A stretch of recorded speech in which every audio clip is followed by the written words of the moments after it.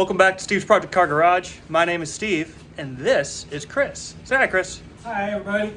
Chris is here today to help me out with the Firewall. We're going to go ahead and show you what we've done so far, and then we'll go ahead and kind of give you an idea of what our plan is to move forward.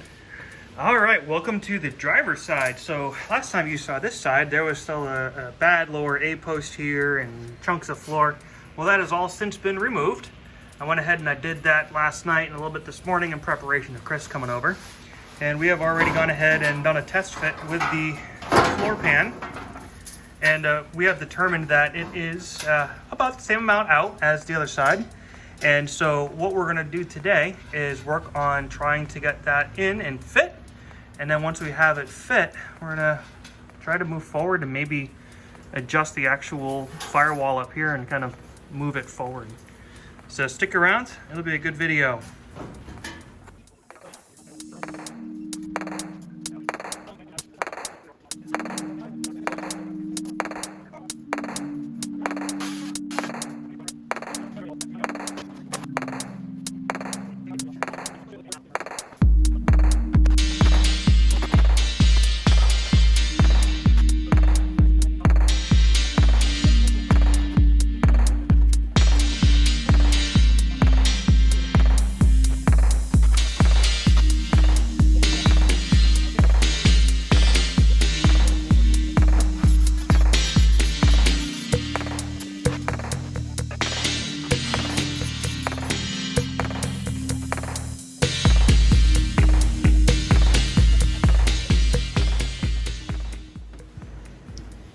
Cool, so what we did is we ended up putting a little notch in the floor pan up here, and that just kind of helps it fit right into that mount nicely. And now we have our holes relatively lined up, and the back looks pretty decent. I still got to close this up a little bit, but I can do that when I go ahead and start welding this. I'll clamp it up and it should pull tight.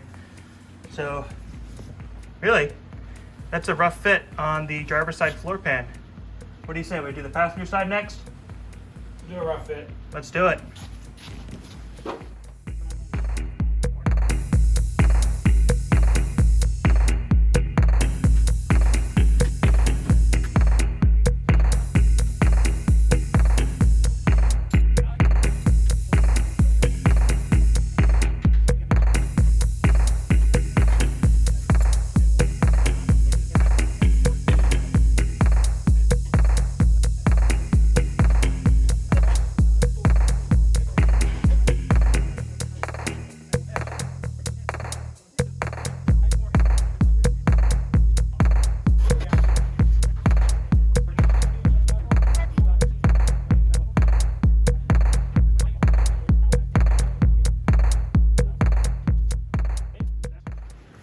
All right, so here's what we got.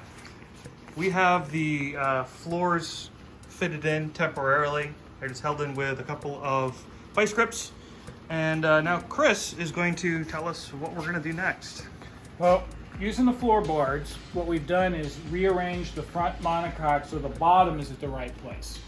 But what Steve's explained is this distance here is too short because the door doesn't fit well, it impacts, and the bonnet gap is too large.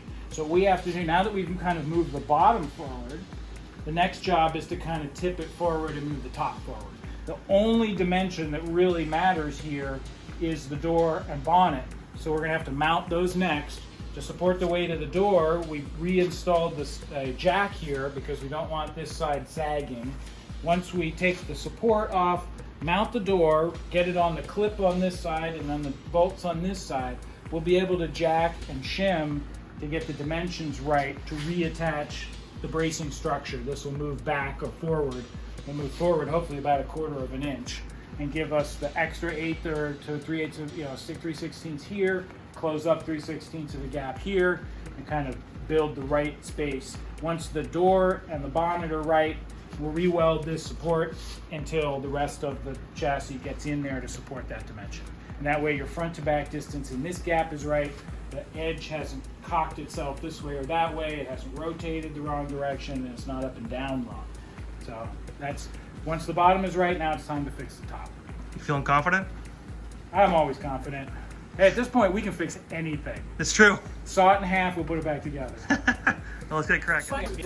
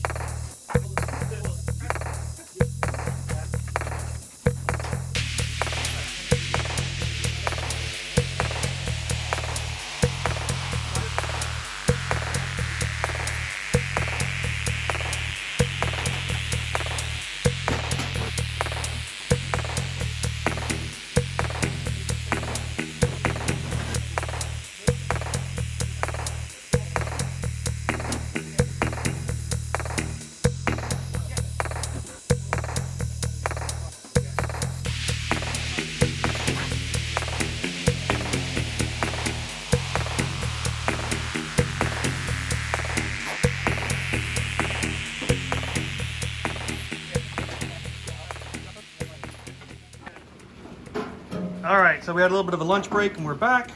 So kind of an overview of what we've done. We've gone ahead and put some shims in here between the door and the A post and the B post. Got some shims there. We actually were able to get some gap here, which is great. If I were to lift up on this, I could actually pull this wider, but this is really kind of about as much as we want. And we did the same over on that side. And now actually it almost sits perfect without even having shims in there. This side seems to keep giving us some issues though, but I think we've got it about as close as we're going to be able to get. So what we're going to go ahead and do now is apply a little bit of pressure on it and weld these guys back in. So that way we got that secured and yeah, go from there.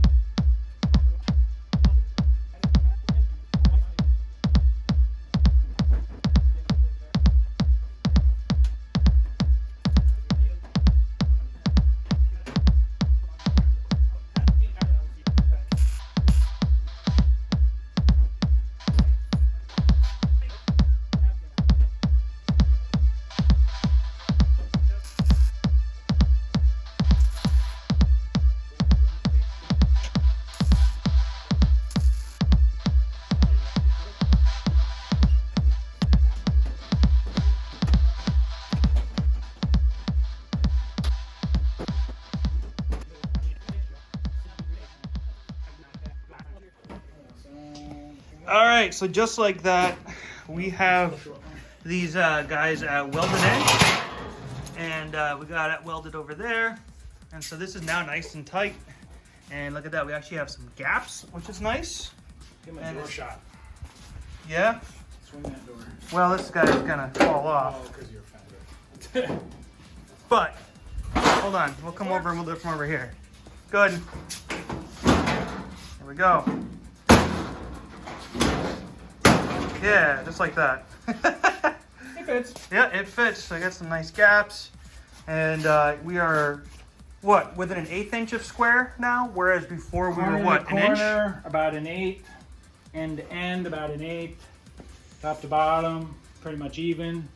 I think most of the essential dimensions are as even. I wouldn't say where they were originally, but as even as possible. Considering the 50 years of abuse this car has had, it's pretty decent. It has bounced over a lot of roads, I'm sure. That's for sure. More than the 60,000 that the odometer said originally. But look at that. So we have the floors fitted. I mean, they're not actually, you know, welded in or anything, but they're test fit. And they're where roughly they should be. So we're gonna go ahead and wrap this video up. All right, that's gonna do it for today's video. Thanks so much for tuning in. And Chris, thank you so much for coming by. Really appreciate it. Well, I appreciate it. Thank you. And if you haven't done so already, go ahead and hit that subscribe button, click the bell to get those post notifications. And remember, please do not be that dreaded previous owner. Cheers.